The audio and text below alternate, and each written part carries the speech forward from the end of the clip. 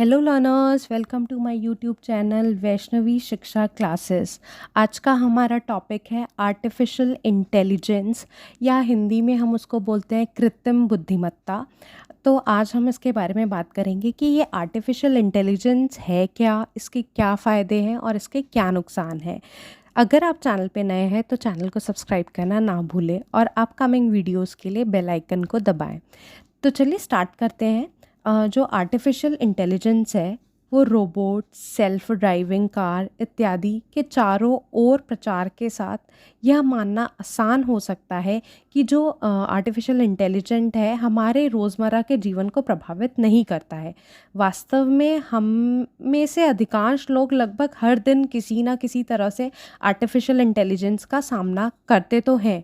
जिस क्षण से आप उठकर अपने स्मार्टफ़ोन की जांच करते हैं, मतलब चेक करते हैं आप अपने उठते ही स्मार्टफ़ोन को, और नेटफ्लिक्स द्वारा अनुशंसित कोई अन्य फ़िल्म देखते हैं, एआई ने तेज़ी से हमारे रोज़मर्रा के जीवन में अपनी जगह बना ली है।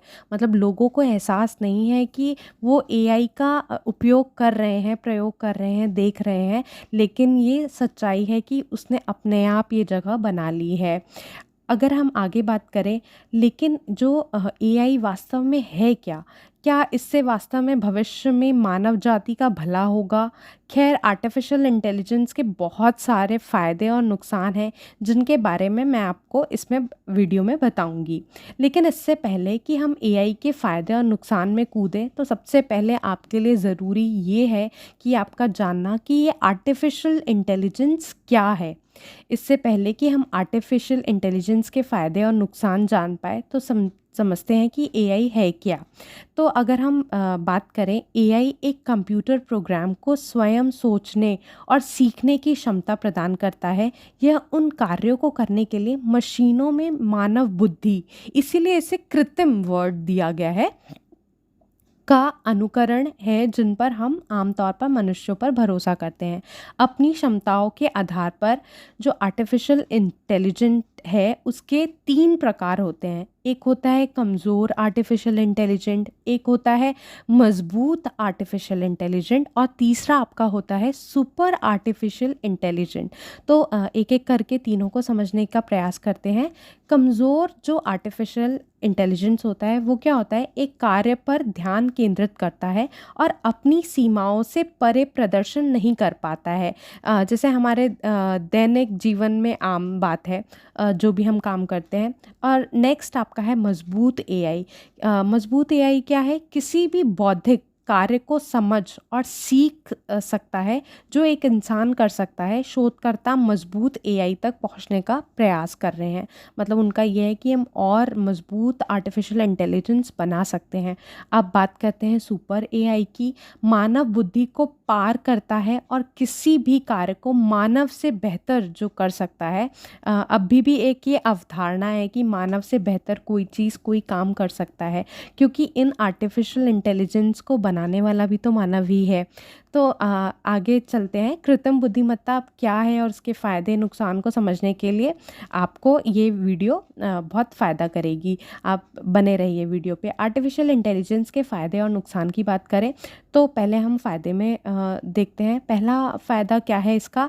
कि मानवीय जो त्रुटि है उसमें कमी आ सकती है। मतलब कि जो इंसान गलतियाँ करता है उसमें कमी आ सकती है। आर्टिफिशियल इंटेलिजेंस का ये सबसे बड़ा फ़ायदा यही है कि जो गलतियाँ काफ़ी ये कम कर सकता है और सटीकता और परिशुद्धता बढ़ा सकता है। प्रत्येक चरण में जो एआई द्वारा लिए गए निर्णय पहले से एकत्र की गई जानकारी और एल्गोरिदम के एक निश्चित सेट द्वारा तय किए जाते हैं। सब ठीक से प्रोग्राम किया जाता है तो इन त्रुटियों को शून्य किया जा सकता है। जैसे कि अगर मैं उदाहरण से आपको समझाऊं तो एआई के माध्यम से जो मानव या जो इंसान जो गलती करता है में कमी का एक उदाहरण है, जैसे रोबोटिक सर्जरी सिस्टम का उपयोग, जो सटीक और सटीकता के साथ जटिल प्रक्रियाओं को निष्पादित कर सकता है, मानवीय त्रुटि के जोखिम को कम कर सकता है और स्वास्थ्य देखभाल में रोगी की सुरक्षा में सुधार कर सकता है। कि मतलब कई बार आपने सुना होगा कि सर्जरी के टाइम पे काफ़ी ऐसे हादसे हो जाते हैं, कुछ इंस्ट्रूमेंट अंदर छूट जाते हैं, और कुछ तो हो सकता है कि इससे वो जो छोटी 1% 0.5% जो गलतियाँ हो जाती हैं, तो वो गलतियाँ ना हो। दूसरा है शून्य जोखिम, कि मतलब जो रिस्क है वो ज़ीरो रिस्क है। एआई का एक और बड़ा फ़ायदा यह है कि जो मनुष्य है वो एआई रोबोट को हमारे काम करने की अनुमति देकर कई जो रिस्क है उसको दूर कर सकते हैं। चाहे बम को निष्क्रिय करना हो, चाहे अंतरिक्ष में जाना हो, चाहे महासागरों के सबसे गहरे हिस्सों की खोज करनी हो। धातु से बनी मशीनें प्रकृति में विरोधी होती हैं और प्रतिकूल वातावरण में भी जीवित रह सकती हैं। इसके अलावा वे अधिक जिम्मेदारी के साथ बिल्कुल सही कार्य आपको करके दे सकते हैं और आसानी से खराब नहीं होने देते हैं। मतलब जो भी आपका कार्य होता है, अब आप इसको उदाहरण से समझिए। उदाहरण से कैसे समझेंगे आप? कि ज़ीरो जो रिस्क का एक उदाहरण मैं आपको दूं, कि एक विनिर्माण सुविधा में पूरी तरह से स्वचालित उत्पादन लाइन है। खतरनाक वातावरण में जो इंसानों से गलती हो जाती है या जो उनको चोट लगने का जोखिम रहता है या रिस्क रहता है, वो बिल्कुल ख़त्म हो सकता है, क्योंकि उनकी जगह कौन लेंगे? रोबोट सभी कार्य करेंगे। नेक्स्ट है कि इसकी 24/7 इसकी उपलब्धता है, मतलब ये 24/7 आपके लिए अवेलेबल है। ऐसे कई अध्ययन हैं जो बताते हैं कि मनुष्य एक दिन में केवल 3 से 4 घंटे ही उत्पादक होता है। इंसानों को भी अपने कामकाजी जीवन और निजी जीवन को संतुलित करने के लिए ब्रेक चाहिए होता है। सबको पता है ब्रेक चाहिए होना है, कि हम मशीन तो है नहीं, लेकिन जो ये एआई है ये बिना ब्रेक के भैया काम कर सकते हैं। वे इंसानों की तुलना में बहुत तेज़ी से सोचते हैं और सटीक परिणामों के साथ एक समय में कई कार्य कर सकते हैं। वे एआई एल्गोरिथम की मदद से कठिन दोहराव वाले कार्यों को भी आसानी से कर सकते हैं। जो रेपिटेटिव काम होते हैं, जो दोबारा दोबारा करने होते हैं, तो वो थकेंगे नहीं। तो अगर इसका एग्जाम्पल अगर हम देखें तो क्या हो सकता है इसका एग्जाम्पल? जैसे कि ऑनलाइन ग्राहक है, ऑनलाइन ग्राहक सहायता चैटबॉट है, जो ग्राहकों को कभी भी कहीं भी त्वरित सहायता प्रदान कर सकते हैं, जो आर्टिफिशियल इंटेलिजेंट है और प्राकृतिक भाषा प्रसंस्करण है का उपयोग करके चैटबॉट सामान्य प्रश्नों का उत्तर दे सकते हैं, मुद्दों को हल कर सकते हैं और जटिल समस्याओं को मानव एजेंटों तक पहुंचा सकते हैं, जिसमें 24 घंटे निर्बाध ग्राहक सेवा सुनिश्चित हो सकती है। नेक्स्ट है ये आपकी डिजिटल सहायता कर सकते हैं। जैसे कि कुछ सार्वधिक तकनीकी रूप से जो कंपनियां डिजिटल सहायकों का उपयोग करके उपयोगकर्ताओं से जुड़ती हैं, जिससे मानव कर्मियों की आवश्यकता जो है वो समाप्त हो जाती है। कई वेबसाइटें उपयोगकर्ता द्वारा अनुरोधित सामग्री वितरित करने के लिए डिजिटल सहयोग का उपयोग करती हैं। हम बातचीत में उनसे अपनी खोज पर चर्चा कर सकते हैं। कुछ चैटबॉट इस तरह से बनाए जाते हैं कि यह बताना मुश्किल हो जाता है कि हम किसी इंसान से बातचीत कर रहे हैं या चैटबॉट से कर रहे हैं। मतलब आपको लगेगा कि आप किसी इंसान से बात कर रहे हैं, लेकिन वो जो कॉल्स होती हैं वो रोबोटिक कॉल्स होती हैं। तो इसका उदाहरण से समझिए कि हम सभी जानते हैं कि व्यवसायों के पास एक ग्राहक सेवा दल होता है, जिसे संरक्षकों की शंकाओं और चिंताओं का समाधान करना चाहिए। व्यवसाय एक चैटबॉट या वॉइस बॉट बना सकते हैं जो आर्टिफिशियल इंटेलिजेंस का उपयोग करके अपने ग्राहकों के सभी सवालों के जवाब दे सकते हैं। नेक्स्ट है कि ये नए आविष्कार कर सकते हैं। व्यवहारिक रूप से हर क्षेत्र में आर्टिफिशियल इंटेलिजेंस कई नवाचारों के पीछे प्रेरक शक्ति हैं, जो मनुष्यों को अधिकांश चुनौतीपूर्ण मुद्दों को हल करने में सहायता करते हैं। उदाहरण के लिए जैसे आप कह सकते हैं कि एआई आधारित प्रौद्योगिकियों में हालिया प्रगति ने डॉक्टरों को किसी महिला में अगर कोई भी किसी भी प्रकार का कैंसर है, तो वो पहले से कैंसर का पता चल जाता है। तो वो ये सारी जो टेक्निक्स हैं वो एआई टेक्निक्स हैं। नेक्स्ट आपका है निष्पक्ष निर्णय, मतलब कि वो बिना पार्शियलिटी से या वो निर्णय आपको बताएगा या दिखाएगा। मनुष्य भावनाओं से प्रेरित होता है। हम कोई भी है, मनुष्य है, मनुष्य वो क्या होता है, किसी की भी भावना से प्रेरित हो सकता है, वो किसी की बातों में भी आ सकता है, चाहे हम इसे पसंद करें या नहीं करें। दूसरी ओर जो एआई है वो भावनाओं से रहित है और अपने दृष्टिकोण में अत्यधिक व्यावहारिक और तर्कसंगत है। आर्टिफ़िशियल इंटेलिजेंस एक बड़ा फ़ायदा यह है कि इसमें कोई पक्षपातपूर्ण विचार नहीं है, जो अधिक सटीक निर्णय लेना सुनिश्चित करता है। तो उदाहरण के लिए जैसे ये है कि एआई संचालित कोई भर्ती प्रणाली है जो जनसांख्यिकी के बजाय कौशल और योग्यता के आधार पर नौकरी आवेदकों की स्क्रीनिंग करती है। इससे भर्ती प्रक्रिया में पूर्वाग्रह को ख़त्म करने में मदद मिलेगी। जैसे एक समावेशी और अधिक विविध कार्यबल तैयार होता है, जैसे कि बच्चे कॉम्पिटिटिव एग्ज़ाम में एग्ज़ाम देने जाते हैं और एग्ज़ाम देते हैं, तो जो उनकी जो उत्तर पुस्तिका होती है जिसमें वो लिखते हैं, ओएमआर आंसर शीट होती है, उस पे वो टिक करते हैं आंसर्स अपने, और वो सारी मशीन में जाती हैं, और जो बच्चों ने ठीक किए होते हैं उत्तर, उन्हीं को वो पास करती है, या जो भी क्राइटेरिया होता है, जो भी कट ऑफ मार्क्स होते हैं, उसके अकॉर्डिंग वो बच्चों को सेलेक्ट करती है। तो इसमें किसी भी प्रकार का भेदभाव या कोई भी चीटिंग नहीं हो सकती। नेक्स्ट है आपका दोहराव वाले कार्य कर सकता है, जो रेपिटेटिव आपके वर्क हैं वो कर सकता है। वो बोर नहीं होगा, वो थकेगा नहीं। हम अपने दैनिक कार्य के हिस्से के रूप में बहुत सारे दोहराए वाले जाने वाले कार्य करते हैं, और जैसे कि गलतियों के लिए दस्तावेज़ों की जांच करना, अन्य चीज़ों के अलावा धन्यवाद किसी को भेजना, या हम इन छोटे-मोटे कामों को कुशलता से स्वचालित करने के लिए हम आर्टिफ़िशियल इंटेलिजेंट का उपयोग कर सकते हैं, और यहाँ तक कि लोगों के लिए उबाऊ कार्यों को ख़त्म कर सकते हैं, जिससे उन्हें अधिक रचनात्मक होने पर ध्यान केंद्रित करने की अनुमति। अगर ये सारे कार्य ये आर्टिफ़िशियल इंटेलिजेंट ले लेगा, तो ये कह रहे हैं कि मनुष्य जो है वो और कुछ प्रोडक्टिव कर सकता है। जैसे कि अगर उदाहरण देखें तो असेंबली लाइनों के निर्माण में रोबोट का उपयोग करना है, जो वेल्डिंग, पेंटिंग, पैकेजिंग जैसे दोहराए जाने वाले कार्यों को उच्च सटीकता और गति के साथ संभाल सकता है। लागत भी इसकी कम है और दक्षता में भी सुधार कर सकता है।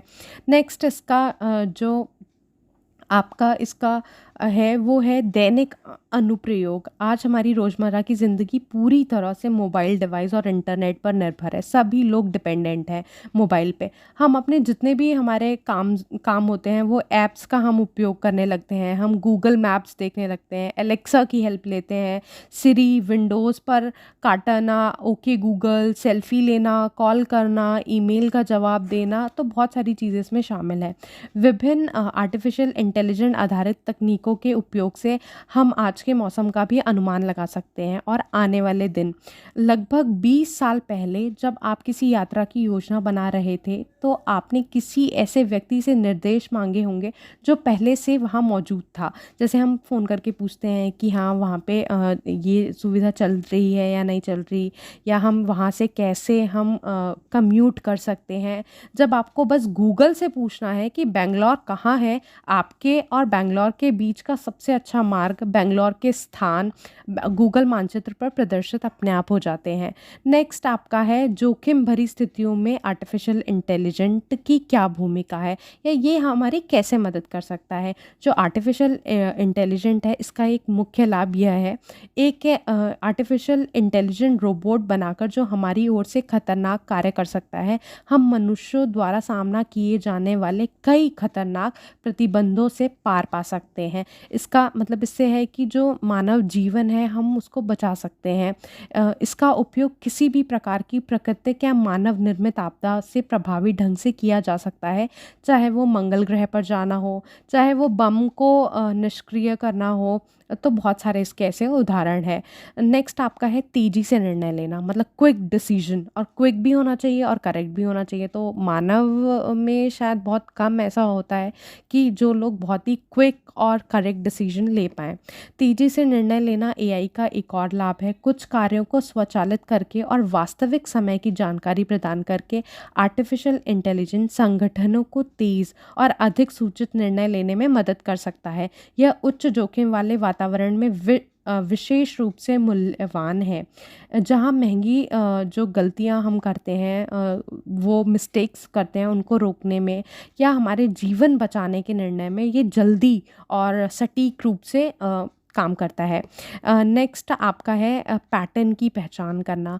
पैटर्न पहचान एक अन्य क्षेत्र है जहाँ पे जो आर्टिफिशियल इंटेलिजेंट है वो एक बहुत बढ़िया काम करता है। बड़ी मात्रा में डेटा का विश्लेषण करना और पैटर्न और रुझानों की पहचान करने में अपनी क्षमता के साथ आर्टिफिशियल इंटेलिजेंट व्यवसायों और संगठनों को ग्राहक व्यवहार, बाजार के रुझान और अन्य महत्वपूर्ण कारकों को बेहतर ढंग से समझने में मदद कर सकता है। इस जानकारी का उपयोग बेहतर निर्णय लेने और व्यावसायिक परिणामों को बेहतर बनाने के लिए किया जा सकता है। नेक्स्ट, जैसे पैटर्न का अगर आपको उदाहरण के साथ मैं समझाऊं तो ये है कि पैटर्न पहचान का एक उदाहरण धोखाधड़ी का पता लगाना है। एआई का उपयोग जहां मशीनें लर्निंग एल्गोरिथम धोखाधड़ी गतिविधियों का पता लगाने और रोकने, सुरक्षा में सुधार करने का व्यक्तियों और संगठनों के लिए वित्तीय नुकसान को कम करने के लिए लेन देन डेटा में पैटर्न और विसंगतियों की पहचान कर सकते हैं। नेक्स्ट है इसका जो फ़ायदा है वो चिकित्सा प्रयोग में बहुत काम आएगा। एआई ने चिकित्सा के क्षेत्र में भी बहुत महत्वपूर्ण योगदान दिया है, जिसमें निदान और उपचार से लेकर दवा की खोज और नैदानिक परीक्षण तक ये अनुप्रयोग शामिल है। एआई संचालित उपकरण डॉक्टरों और जो रिसर्चर्स हैं उनकी रोगी डेटा का विश्लेषण करने, संभावित स्वास्थ्य जोखिमों की पहचान करने और व्यक्तिगत उपचार योजनाएं विकसित करने में मदद कर सकते हैं। इससे रोगियों के लिए बेहतर स्वास्थ्य परिणाम प्राप्त हो सकते हैं और नए चिकित्सा उपचार और प्रौद्योगिकी के विकास में तेजी लाने में मदद मिल सकती है। अब ये तो बहुत सारे फ़ायदे थे इसके। अब जान लेते हैं कि इसका नुकसान क्या है। अब आपको पता है कि अगर कोई चीज़ फ़ायदेमंद होती है, जिसके एडवांटेजेस होते हैं, तो कहीं ना कहीं उसके डिसएडवांटेजेस भी होते हैं। तो चल लेते हैं कि इसके नुकसान क्या है। पहला है उच्च लागत, मतलब कि महंगा है। ऐसी मशीन बनाने की क्षमता जो मानव बुद्धि का अनुकरण कर सके कोई छोटी बात तो है नहीं। इसके लिए बहुत समय भी लगता है, संसाधन की भी आवश्यकता होती है और इसमें बहुत ज़्यादा पैसे भी खर्च होते हैं।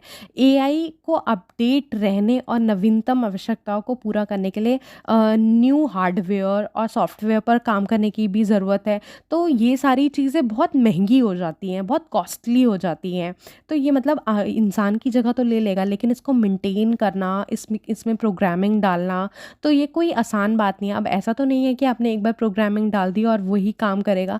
क्या होते हैं, चेंजेस होते रहते हैं एनवायरनमेंट में, तो उस चेंजेस के हिसाब से हमें जो प्रोग्रामिंग होती है उसको इनको चेंज करना पड़ता है और चेंज करने में तो लागत तो आएगी ही। नेक्स्ट आपका है कि ये कोई रचनात्मक काम नहीं कर सकता। इसका मतलब ये है कि आपने जो इसमें फीड किया है ये उतना ही काम करेगा। एआई का एक ये बड़ा नुकसान यह है कि लीक से हटकर सोचना नहीं सीख सकता। एआई पूर्व फीड डेटा और पिछले अनुभवों के साथ समय के साथ सीखने में सक्षम है, लेकिन अपने दृष्टिकोण में रचनात्मक नहीं हो सकता। अब वो कोई इंसान तो है नहीं कि वो खुद से सोचेगा या डिसीजन लेगा। अब उसमें जो प्रोग्रामिंग आपने डाली है वो उसी हिसाब से काम करेगा। एक उत्कृष्ट उदाहरण के तौर पे अगर हम बात करें तो बॉट क्विल है, जो फोर्ब्स की कमाई रिपोर्ट लिख सकता है। इन रिपोर्टों में केवल बॉट को पहले से उपलब्ध कराए गए डेटा और तथ्य शामिल है, मतलब जो पहले से डेटा है उसी पे वो कर सकता है। हालांकि ये प्रभावशाली है कि एक बॉट स्वयं एक लेख लिख सकता है, लेकिन इसमें फोर्ब्स के अन्य लेखों में मौजूद मानवीय स्पर्श का अभाव है। नेक्स्ट है बेरोजगारी। कृत्रिम बुद्धिमत्ता का एक अनुप्रयोग एक रोबोट है जो व्यवसायों को विस्थापित कर रहा है और बेरोजगारी बढ़ा रहा है। बिल्कुल, अगर आप हर जगह पे आप एआई का प्रयोग करेंगे तो इंसान कहाँ जाएंगे। इसीलिए कुछ लोग दावा करते हैं कि चैटबॉट और रोबोट द्वारा मनुष्यों की जगह लेने के परिणामस्वरूप बेरोजगारी की संभावना हमेशा बनी रहती है। उदाहरण के लिए जैसे जापान की बात करते हैं, जैसे कुछ अधिक तकनीकी रूप से उन्नत देशों में विनिर्माण व्यवसायों में मानव संसाधनों को प्रतिस्थापित करने के लिए अक्सर रोबोट का उपयोग किया जाता है। हालांकि यह हमेशा मामला नहीं होता है, क्योंकि ये मनुष्यों के लिए काम करने के लिए अतिरिक्त अवसर पैदा करता है और साथ ही दक्षता बढ़ाने के लिए भी मनुष्य की जगह लेता है। ऐसा नहीं है जहाँ पे आर्टिफ़िशियल इंटेलिजेंट का उपयोग हो रहा है वहाँ मनुष्य काम नहीं कर रहा, वहाँ मनुष्य भी कर रहे हैं, लेकिन मनुष्यों की या वर्कर्स की जो संख्या है वो कम हो जाती है। इसीलिए बेरोज़गारी होने का खतरा है। नेक्स्ट है, इंसान को आलसी बनाता है। अब इंसान के पास जॉब नहीं है, सारे काम अगर रोबोट कर रहा है तो इंसान कुर्सी पे बैठ के आराम ही करेगा। आर्टिफ़िशियल इंटेलिजेंट एप्लीकेशन अधिकांश थकाऊ और दोहराए वाले कार्य को स्वचालित करता है। चूँकि हमें काम पूरा करने के लिए चीज़ों को याद नहीं करना पड़ता या पहेलियाँ हल नहीं करनी पड़ती, इसलिए हम अपने दिमाग को कम से कम उपयोग करते हैं, जो आर्टिफ़िशियल इंटेलिजेंट की यह लत आने वाली पीढ़ियों के लिए समस्या पैदा कर सकती है, और बिल्कुल समस्या पैदा कर सकती है। जैसे कि अभी हाल ही में कुछ दिन पहले यूनेस्को की रिपोर्ट आई थी कि उसमें यूनेस्को ने मांग करी थी कि विश्व में स्कूलों में स्मार्टफ़ोन को बैन करना चाहिए, क्योंकि स्मार्टफ़ोन के उपयोग से कई बच्चे अपनी बुद्धि का उपयोग नहीं करते। वो पूरी तरह पूर्णतः वो डिपेंडेंट हो जाते हैं स्मार्टफ़ोन पे।